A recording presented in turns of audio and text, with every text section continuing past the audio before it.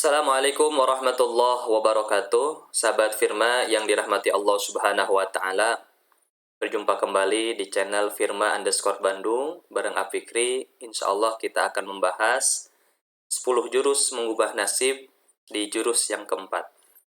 Sahabat semua, kenapa sih Afikri fokus untuk mengedukasi tentang Ikatan Remaja Masjid? Salah satu alasan yang terkuatnya adalah karena Fikri dulu diselamatkan oleh teman-teman di remaja masjid. Sehingga Fikri ingin sangat banyak berbagi bersama sahabat semua melalui channel ini. Mudah-mudahan sahabat semua bisa kita bertumbuh bersama-sama memperbaiki diri kita.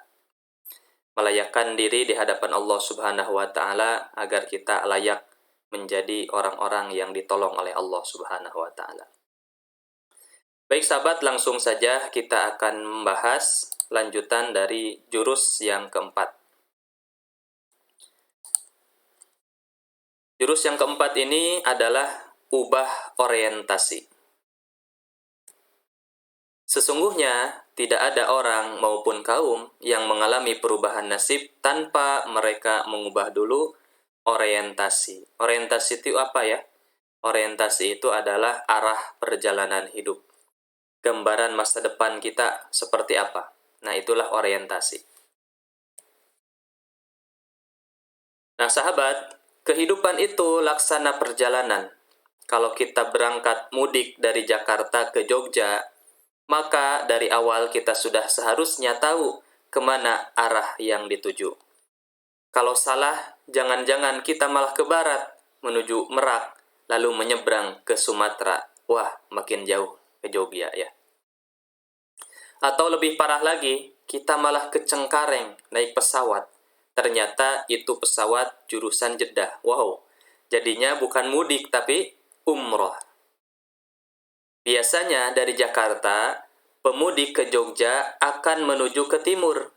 Masuk tol Cikampek, ya. Di pintu tol Cikampek, dia harus memutuskan lewat Pantura atau lewat Bandung, jalur selatan. Yang lewat Pantura, ada kemungkinan akan menghadap pilihan arah lagi. Mungkin di Subang ada yang dibuang ke jalur tengah karena macet berat.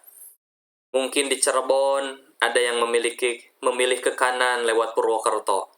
Mungkin di Kendal ada yang memilih lewat Weleri, Temanggung, dan Magelang. Yang paling konvensional akan melewati jalur yang lebih mulus, yaitu lewat Semarang, lalu Magelang.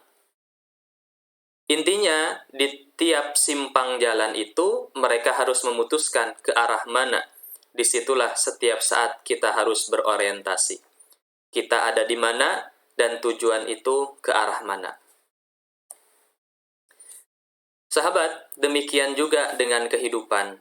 Setiap kita lulus satu jenjang, ke jenjang pendidikan, kemudian kita melanjutkan terus ya, atau kita selesai studi dan mau bekerja, atau membuka usaha, atau kita mau mendiami sebuah rumah dan membentuk rumah tangga, semua perlu orientasi. Semua perlu arah tujuan yang jelas. Orientasi itu yang memandu kita. Apakah benar kita menuju tujuan kita sekolah? Sudahkah kita menuju tujuan bekerja atau berumah tangga? Orientasi itu akan memberi informasi yang lengkap. Sudahkah bekal kita memadai? Apa saja yang harus kita siapkan dan berapa lama kita harus menyiapkannya? Orang Jakarta yang niat mudik ke Jogja lewat jalur darat, dia harus menyiapkan kendaraan yang masuk akal akan membawanya dengan selamat dan sehat ke Jogja. Dalam waktu yang dirasakannya cukup. Apa jadinya mudik ke Jogja dengan naik beca? Mungkin sampai juga, tetapi ketika sampai lebarannya sudah lewat sebulan. Demikian juga orang yang bermimpi masuk sebuah universitas favorit, dia sebaiknya berorientasi pada kemampuannya saat itu, sehingga dapat mengukur apa yang harus disiapkannya. Mungkin kalau dia menyadari IQ-nya pas-pasan, dia harus mempersiapkan semuanya sejak hari pertama masuk SD. Mungkin saja dia harus belajar lebih keras dari teman-temannya. Orang yang bercita-cita memiliki rumah tangga yang ideal, memiliki pasangan soleh-solehah, sebaiknya juga mengukur diri sehingga dapat menyiapkan diri dari awal. Tentu cukup sulit dapat pasangan seperti itu kalau jarang mampir ke masjid, ya, atau tidak bergaul dengan orang-orang yang gemar mengkaji Al-Quran. Nah, sahabat, seperti itu ya. Apalagi kalau orang bercita-cita akan merubah nasib sebuah bangsa, Masya Allah. Membangun sebuah peradaban baru yang adil, makmur, dan bermartabat, menjadi rahmat ke seluruh dunia. Maka dia harus menyadari apa saja yang harus disiapkan. Itu gunanya berorientasi, arah tujuan yang jelas. Kalau dia sadar bahwa cita-citanya itu membutuhkan orang-orang yang rela melupakan makan siangnya demi belajar bahasa Cina, maka ia akan melakukannya. Itu pula yang dilakukan oleh para sahabat Nabi, menguasai bahasa Cina agar dapat ke Cina. Mencuri teknologi kertas, kompas, dan mesiu yang diperlukan untuk bekal menjadi umat terbaik di dunia. Sekarang ini kita memerlukan ribuan jenis keahlian.